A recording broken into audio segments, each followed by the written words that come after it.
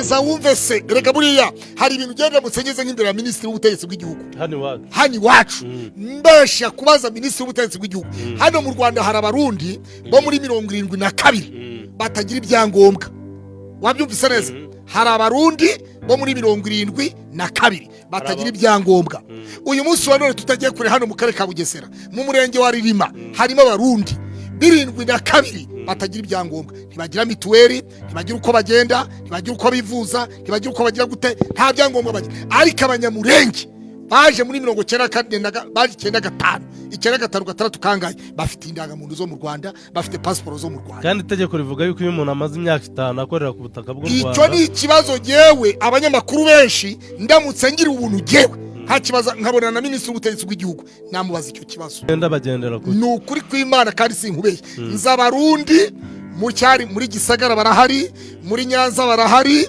muri Bugesera barahari muri Nyagatare barahari cyahoze ari muri za Kiyombe Zangarama hari za Rukomo hari hatuye abarundi muri Ruhango barahari batagira indangamuntu batagira na passport kandi abanyamurenge abavuye i Kongo muri 90 kangaye bafite passport bafite indangamuntu bafite ubwene gihugu bunga ahubwo je ndibaza itegeko nshinga ry'u Rwanda ubundi rigira ubwene gihugu bungaye none se iyo bavuye n'abakongomani n'abanyarwanda n'abanyamerika n'abaustralia n'abaci aba bose nta cyangombwa kigaragaza ko ari abakongomani bose bafite n'abanyarwanda aha rero noneho rero umbwire umwana yumvisha poso se bavuga ngo naratahutse n'abandi banyarwanda bose ndaza njya hano ndiga niho nigiye niho nakuriye urumva rero nawe batahutse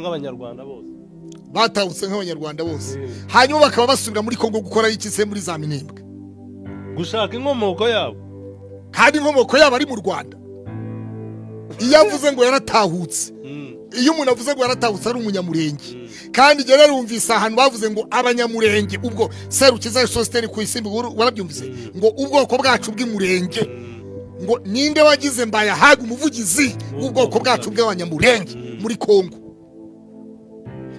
aha nanjye nkabaza ngo abarundi baba mu Rwanda bavukiye mu Rwanda batuye mu Rwanda muri za 60 kangaye muri 70 batagira indangamuntu kuki batabona ibyangombwa abanyekongomani bakaba batunze indangamuntu yewe ngeze imbere ya minisitiri w'ubutegetsi bw'igihugu icyo kibazo nzakibaza ningira amahirwe yo kumubona nzakibaza icyo kibazo wibaza yego ushobora gusanga kikurenze cyandenga guteze gute nyine reka tubaza turebe abanyarwanda bari barahungiye mu Bugande baratahutse siko bimeze baratahutse babona ubwene bagira mu gihugu cyabo abanyarwanda bari muri Tanzania baratahutse bagira mu gihugu cyabo babyumvise abanyarwanda bari barahungiye Kongo baratahutse bagira mu gihugu cyabo none twongere twibaze abanyamurenge uyu munsi ko bavuga ngo bararwanira ubwoko bwabo bw'imurenge bw'abakongomani bwabo siko bimeze nani mugora Tito Rutanimana muze yabibabwiye yababwiye ngo iki yababwiye ngo mwirirwa muvuga ngo murashaka murenge si igihugu murenge si igihugu nibashake Kongo ko yarayababwiye bamutume ubundi akaba arahejeje kugandagurwa mu minsi mike cyane ndazi yuko muzogenda murabyumva murumvise iri jambo rya Pasteur Claude abenshi mwari muzi nk'umuntu adafite ubwenge ariko murumva ijambo avuze ngene ari ijambo rikomeye cyane ndetse ari nayo mpamvu natanguje ino video kugira ngo mushobore gukurikirana abenshi uyu Claude Pasteur bari bamuzi mu bintu byo kuvuga ibintu by'ibinose canke kuvuga amajambo atagira umutwe n'amaguru ariko umusazi arasarana ijambo Pasteur Claude twora tugira yuko yobasara none kumbe ni muzima ndibaza mwumvisa n'amajambo avuze kumbe twaje tuyagaruke ko muri kino kiganiro ariko dufise byinshi twaba kubabwira muri kino kiganiro nice cyane ibijanye n'imigwano y'ku mirongo y'urugamba iboneka neza yuko FDC yongeye gusubiza ibintu mu buryo ingabo zundi ndetse n'abazarendo bariko baragerageza gusatira ndetse bakubita mu buryo bugaragara ndetse bunaboneka ibirindiro by'inyeshamba za M23 ndetse bakavyigarura bakigarura ibirindiro byinshi ku munsi umwe turabona ama offensive akomeye cyane nza kubabwira muri kino kiganiro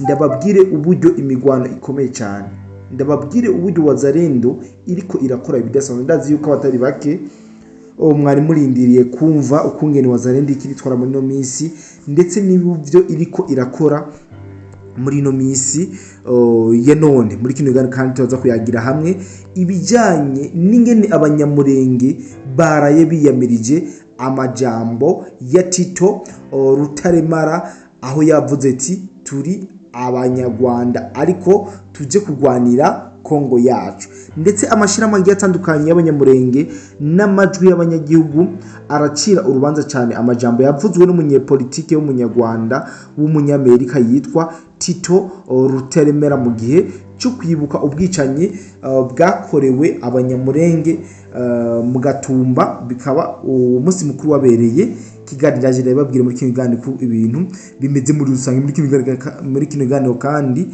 ndaza kubabwira uburyo ingabo za wazalendo zirukanye abasikare b'igihugu cy'u Rwanda mu bice, nza kubabwira ndetse hanabonekanye imirambo y'abasikare b'u Rwanda, ndetse tunafise n'amafoto mushobora kutwandikira tukayibasangiza. Ivyo byose tuza kubabwira mu kino kiganiro cyacu cyaka gatondo. Ndabizi neza ko abatari bake mwari mukumbuye ikiganiro nk'iki cy'agatondo, ko twari tumaze iminsi tudaronka umwanya ukwiye dufatirwa mu buryo bukomeye, ari nayo mpamvu kano kanya nje kugira ngo dushobore kubabwira uburyo ibintu bimeze ku mirongo y'urugamba, ndetse ndanabayesazenya neza yuko wewe utarakora subscribe wobikora kano kanya, utarakora like wobikora kugira ngo ibiganiro byacu bibandanye bigera kure kandi hashoboka cyane. Tukuraza gusimbira nyine ngaha muri Sud Kivu aho FDC zivuga yuko zakomeje ibirindiro bikomeye cyane byo muri Karehe ndetse na Warungu inyuma y'imigwano cyane, imigwano ikomeye cyane yabaye.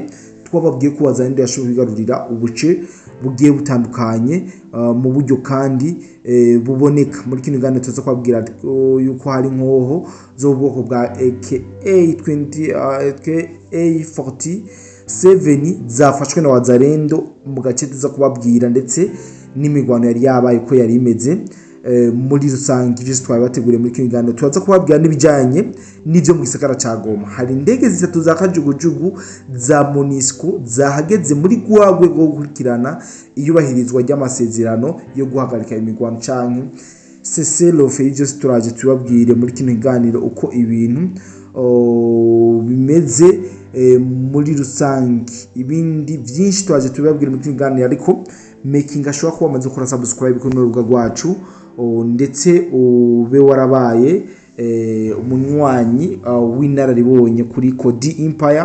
Ndababwire yuko twinjira ama like menshi ndetse n'amakomantere, hama twinjire midonido rya kino kiganiro. Ndababwire uburyo ntangura kubabwira uburyo inyeshamba z'u Rwanda ziriko zirakubitwa hasi no hejuru. Iyo ndiko ndababwira yuko ariko barakubitwa, mwumve neza yuko ari umuhini ku mutwe. Mazimisi ndababwira uburyo FDC na wazalendo ingabo z'u Burundi ngaha muri Sud Kivu bahinduye imirongo y'urugamba, bariko baragira amakayisite cyane, bariko bagaba ibitero bikomeye cyane, ndetse amakuru dufise nuko ku munsi wa hirya yejo nababwiye ubuce wazalendo n'ingabo z'undi na FDC bagiye barafata. Nababwiye ubuce bwa Nkarumbishi, Combombo n'ubundi buce bwinshi bugiye butandukanye bwa Buhavu. Ubuce bwose nababwiye neza yuko babusize mu ntoki, maze kwibabwira ndababwira ati burya rero tiko turaraba imirongo y'urugamba, biraboneka neza cyane yuko ingwano ya FDC na wazalendo ingabo z'u Burundi ari target yo kugira ngo bashobore guca liaison iri hagati ya Nord Kivu ndetse na Sud Kivu. Inayebabwiye muri kino kiganiro, ndetse hari amakuru dufise kano kanya avuga neza yuko iyi liaison yoba yaramaze gucibwa ku munsi w'ejo urangiye, nubwo ari amakuru tutarashobora kuyaronka mu buryo buramvuye canke mu buryo bwa nyabo. Dushobora kuza kuri iyi micro tukababwira ati burya bimeze uko, ariko reka tubabwira ingaruka mbi zishobora kuba mu gihe zishobora kuba kuri M23 n'igihugu cy'u Rwanda, mu gihe wazalendo na FDC n'ingabo z'u Burundi boca liaison iri hagati ya Nord Kivu na Sud Kivu. Icambere niryo barabara riri principal rishobora guhuza Nord Kivu na Sud Kivu muri bino bigwanikiraba, niho bariko barasotera. Icambere hazobura ubufasha bw'inyeshamba z'u Rwanda ziva muri Nord Kivu ziza gufasha hehe muri Sud Kivu nko bari basanzwe bibona. Bamaze kubura ubwo bufasha, hazoba hageze kuba kubitirwa ngaha muri Sud Kivu n'Ubugesera bwa Dukena rya mubona neza yuko ibirindiro bitari bike amarokalite agiye atandukanye bamaze gukugwayo muri yindwi turiko turarangiza ibindazi yuko abatari bake twemeranya nabo kandi atampungenge ihari.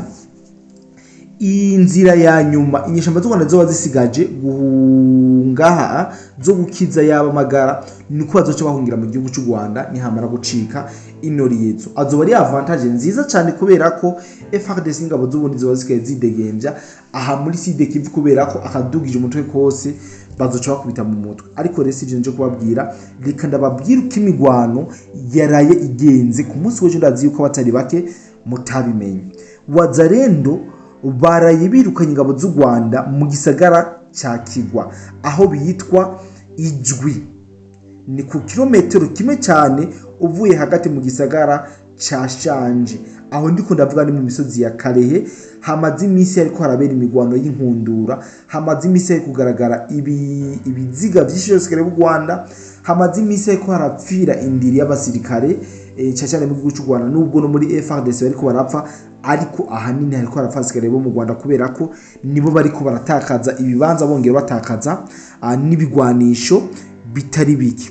Kuri uyu wa gatanu igerekezo rya 14 Myandagaro uyu mwaka turimo inyuma y'intambara ikaze cyane nkuko bivugwa n'abajeje umutekano wo muri aho karere, baravuga yuko intambara zibasiye cyane ubwo buce ndetse hagiye kugaragara na Khaisite ya Wazalendo ndetse n'igisirikare cya FARDC ingabo z'u Burundi inyuma yo guhangana bikomeye n'umutwe w'iterabwoba wo mu gihugu cy'u Rwanda. Ibitware babwiye ndazi neza yuko atari bake mwabitahuye.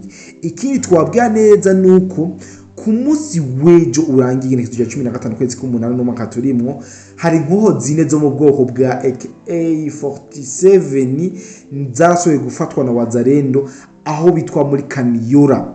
Wazalendo yarafashe inkoho zine mu gace bitwa Kaniora ku ruhande rwa M23 ndetse harabonekanye n'ikiziga kimwe byase ko bagitora kubera ko vyagaragaye neza yuko ibindi biziga ziri no gisikere cy'u Rwanda cyagiye kibatwara canke bagize babevakiwe mu rurimi rw'ikinyamazuru canke terme ikoreshwa cyane mu vya gisirikare bagiye babevakiwe, ariko hari ikiziga kimwe cy'isukere y'u Rwanda bivanye n'uburyo cyari cononekaye ndetse umubozendo yatubwiye ati kugira bashoboye kuronka uburyo bari kwevakiwa ico kiziga nuko bari kugira bari gufata bakashira mu kujya bagatekera kujya kwinyama bagatekera mu magunira, niko byari kugenda rero ico kiziga cy'umusikare w'u Rwanda cyace hiyumanga kubera ko uburyo bwo kucevakiwa canke uburyo bwo kumwegeranya bari kwisanga bamaze kugwa mu maboko ya Wazalendo. Ico kiziga kimwe rero byaratse ko bagitora cahabonetse cyane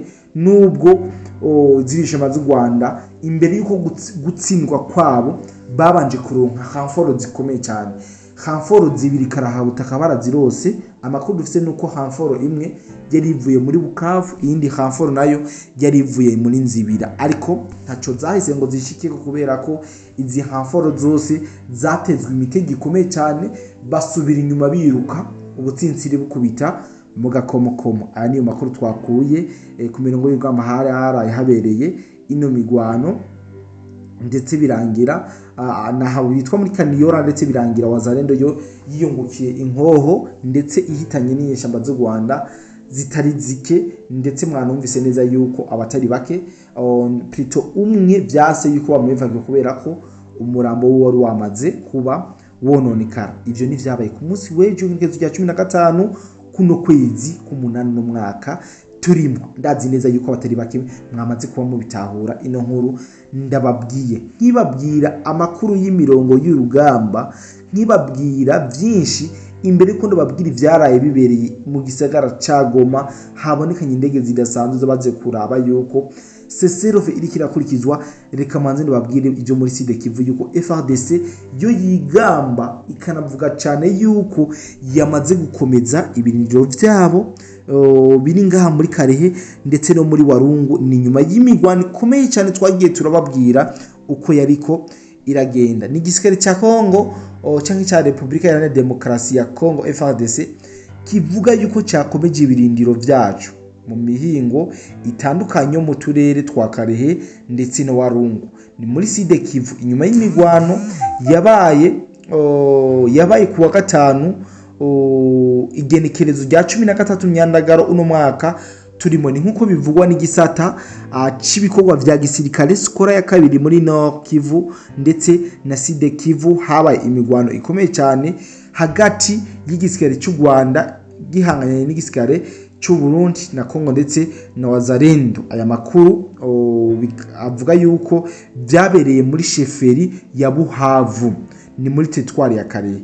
Igisirikare kivuga ko inyuma y'iyo migwano cyashoboye guca gifata mu buryo bweruye ibirindo bikomeye cyane vya Rumbishi ndetse na Cyambombo muri teritwari ya Warungu. Naho FDC ivuga yuko yasubije inyuma igitero cyakozwe mu kigwati ca Igalama muri groupement ya Kaniyora ni muri sheferi ya Ngweshi, aho igisirikare kivuga yuko inyuma y'ico gitero cyakomereje ibirindo vyacu muri aho karere.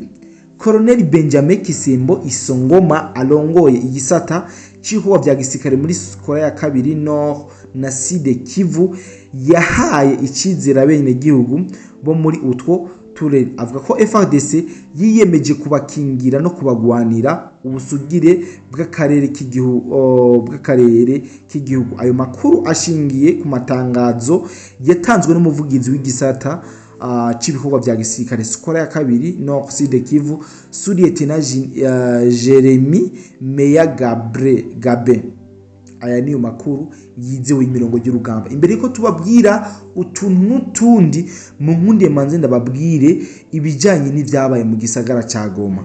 Ni mu gisagara ca Goma nyene aho indege zitatu zo mu bwoko bwa kajugujugu za MONUSCO zahashitse mu ijoro ryakeye mu rwego rwo gukurikirana iyubahirizwa ry'amasezerano yo guhagarika imigwano cyo twita cessez-le-feu mu rurimi rw'ikinyamazuru, aho indege zitatu za kajugujugu za MONUSCO zashitse mu gisagara neza na neza ca Goma kuri uyu wa gatandatu kwa 15 Myandagaro 2026 mu ntara ya Kivu ya ruguru. Muri izo ndege harimo abantu bagera kuri 17 ndetse harimo n'abakozi bazitwara. Nkuko amakuru y'intango yabonetse abivuga, ubwo rugendo rufitanye isano n'ibikorwa byo gukurikirana no kugenzura iyubahirizwa ry'amasezerano guhagarika imigwano mu ntara za Kivu y'epfo ndetse n'iya ruguru. Kugeza ubu nta yandi makuru arambuye yatangajwe kubijanye n'igihe ubwo rugendo ruzomara canke uburyo ruzokorerwa. Mukumbure iyi ni nkuru tuzokomeza kubashakira cyangwa kubahigira ijya nino nkuko twavyiyemeje canke nkuko twamaze kuba tubifata mu ntoki. Ndazi neza ko muzoza muramenya suite canke ivyakurikiye mu buryo ubu canke ubundi. Ntawe utakurikiye canke muntu imbere ko ndababwira ivy'abanyamurenge ntawe utakurikiye video natangwe ndabacishiriza mu kino kiganiro, aho mwumvise ivyo Claude Pasteur yavuze. Ni cyakindi nyene twama tubabwira. Claude Pasteur yavuze ijambo rikomeye cyane. Mu majambo akomeye yavuze ati hari abarundi bahungiye mu Rwanda mu mwaka w'igihumbi 1972 batararoswa ivyangombwa, batararoswa indangamuntu, batararoswa ibinabiriya ndetse n'amapasiporo, mu gihe hari abanyamurenge baje vuba cyane 90 na kangahe bamaze kuba baronka ivyo vyangombwa. Abaza ati mbega ibwirizwa shinga ry'u Rwanda ntiryoba ryemerera abantu guhabwa ubwenegihugu burenga bumwe? Twasanze mu matoza twakoze buba wemerewe guhabwa ubwenegihugu bubiri. Rero aba barundi bahuze 72 barahogwa yuko arabongoko bw'abahutu sevre nkuko mwavyumvise muri ajya amajambo canke mu majambo afobetse cyane Pasteur Claude yagiye arashikiriza. Niyo mpamvu ndababwiye ati Pasteur Claude ubu tuvugana akanyundo we kamaze kuja mu mutwe, akanyundo ko muhonda kamaze kuja mu mutwe bivanye n'amajambo yavuze atabanje guhanuza, kandi akibagira neze ko ngamu gihugu cy'u Rwanda uvuga icitwa umuhutu aba ari kibazo gikomeye cyane. rero ngo abanyamurenge bariko bararonka ivyangombwa kubera ko bitwa abatutsi. Aya niyo makuru two turegeranya canke turiko turaronka kugira ngo dushobore kuyabasangiza mwebwe mwese mudukurikirana mutahure kino kintu. Bano bantu ngo bariko bararonka ibi bintu canke bariko barahabwa ibi vyangombwa kubera ko ari mu bwoko bw'abatutsi, ariko abarundi bahahungiye mu 2022 ntaco barahabwa ndetse bisa nuko batitaweho. Aya niyo makuru mwakurikiranye canke mu kavideo gato cane mumvikanye aho Claude we yavuze ati Jina hora nibaze ko Claude yoba aramusazi canke afise ikibazo cyo mu mutwe mugabo nabonye neza yuko uyu Claude pasteri asarana ubwenge, nubwo asara rimwe asarana ubwenge bidufatiye ku majambo yagiye aravuga. Yavuze ati igituma abarundi bo mu 1972 bahungiye mu Rwanda n'ubu batararonka karanga muntu, batararonka mitiwere, atana kimwe bafise nuko ari abahutu. Abanyamurenge baje hirya yejo mu Rwanda muri 2005 bafise n'ubwene gihugu bw'u Rwanda nuko babita abatutsi naho atarivyo. Ubwo nigo Rwanda gusa reka nibariza abarundi. Iyi nkuru mwebwe mwayumvise gute? Mwayumvise gushasha nka jewe kuko tutaja gutora abantu bacu bagorewe mu Rwanda guhera mu 2022. Ndasaba leta y'u Burundi tunashimise cyane yuko nyamba koko atari kujya kuntu leta y'u Rwanda yabagize ibidandazwa. Murumva yuko guhera mu 2022 ni imyaka myinshi, abagiye bakiri bato barashaje.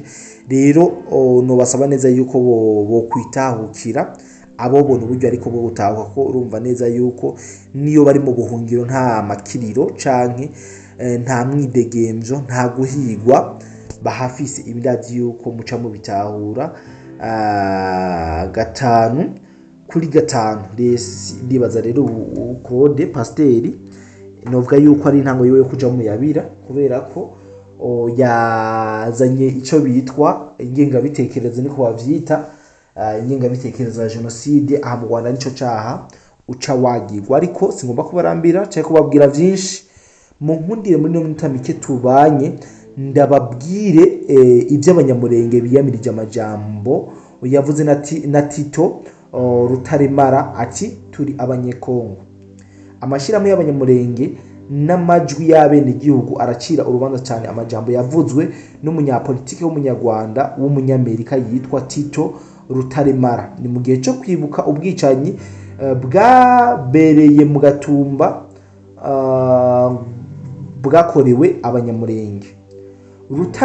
Rutaremara yavuze yuko abanyamurenge ari abanyarwanda canke abanyarwanda b'abakongo. Yanse izina ry'abanyamurenge, asaba ugwaruka gufata ibigwanisho no gufasha M23 kugira ngo ruhabuze Kongo. Inyishu y'amajwi menshi y'abanyamurenge yaratomoye, banse kwerekanwa nk'abanyamahanga mu gihugu cabo canke ngo baremeshwe kugwanya RDC. Ishira mu mpuzamakungu y'abanyamurenge ryagirije Rutaremara gusenyura karanga kabo no kugerageza gukoranya ugwaruka rwa Kongo rugwanye intwaro yabo bwite. Gakondo aserukira impande zombi z'abanyamurenge yavuze ko kazoza kabo n'umutekano wabo bitegerezwa kubakwa muri Republika Iharanira Demokarasi ya Kongo, atari mu gihugu cy'u Rwanda, atari no mu ntambara bagwana n'igihugu cyabo. Amajwi amwamwe y'abanyagihugu yaragabishije ko kwitwa abanyamurenge kwita abanyamurenge abanyarwanda bishobora gukomeza iyo nkuru nyene yo kwitandukanya n'abandi yatumye abanyagihugu bashikirwa n'ivangura mu mateka. Ndetse ubu butumwa bwabo burushiriza kuba butaziguye turi abanyamurenge turi abanyekongo. Ndibaza neza yuko atari bake mwakurikiranye no nkuru kandi mu buryo bunakomeye cyane, ariko singomba kubarambira cyangwa kubabwira byinshi mu nkundire. Ndabashimire cyane mwebwe mwese tubanye muri no ncamukiyano makuru ya gatondo. Nizere ko mwakomeze kugira ibihe byiza, kumbure tuza kongera guhura mu biganiro byacu vya hakurikira. My name is Cody the Black. Bye bye.